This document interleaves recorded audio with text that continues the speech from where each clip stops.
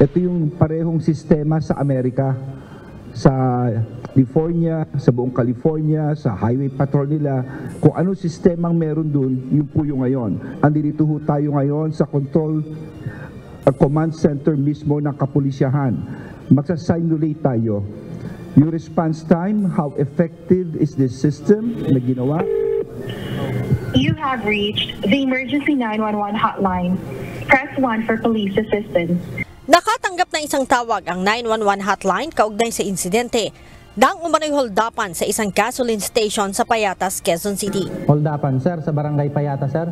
Mabilis na sinagot ng 911 operator sa loob ng PNP Command Center ang tawag. Matapos na makuha ang detalye, agad itong iniradyo ng operator sa pulis na pinakamalapit sa lugar. Tinugon ng mga pulis na nagpapatrolya ang naturang tawag at mabilis na pinuntahan ang hino-hold up na gasoline station.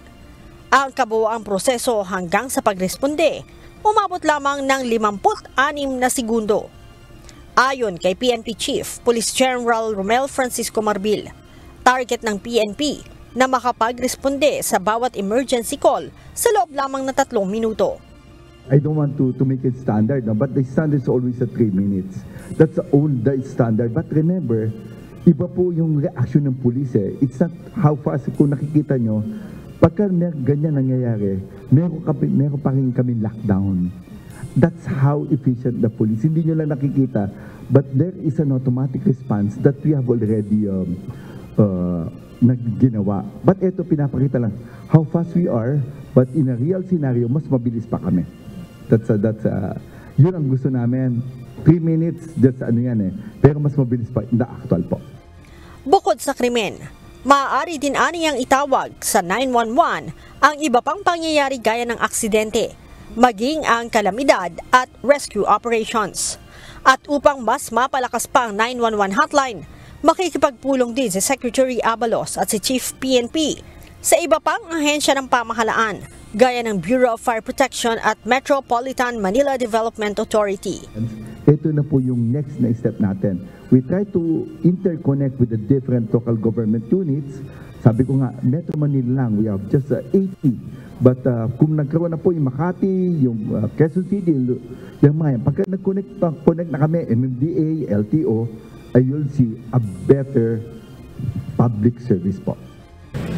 Base sa tala ng 911 hotline, nasa 50,000 tawag kada araw ang natatanggap nila. Subalit, nasa 500 lamang ang lihitimo. Kaya naman, may babala si Secretary Abalos sa mga prank callers. Babalaan ko kayo ha, yung mga prank calls, alam namin kung saan kayo galing.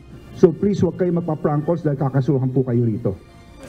Yes, with the new system, all those spam or those prank callers, first and foremost, they can identify and they can locate. They will, the prank caller will be able to locate because of the capabilities of the new system, yung ating GPS po. Then yung mga consistent prank callers na nandun, pwede po natin siyang maitag, so hindi na po siya mali-less priority na po siya. Not black, but mali-less priority, sir. Palalakasin pa ng PNP ang 911 hotline sa pamagitan ng pagsasanay ng mga tauhan at pagpapalawak hanggang sa mga lalawigan. Ang 911 emergency system ay sa pakikipagtulungan ng isang pribadong kumpanya na siya rin nangasiwa sa 911 system sa Amerika. Leia Ilagan, UNTV, News and Rescue. Diyos ang aming sandigan, serbisyo publiko ang aming pinahahalagahan.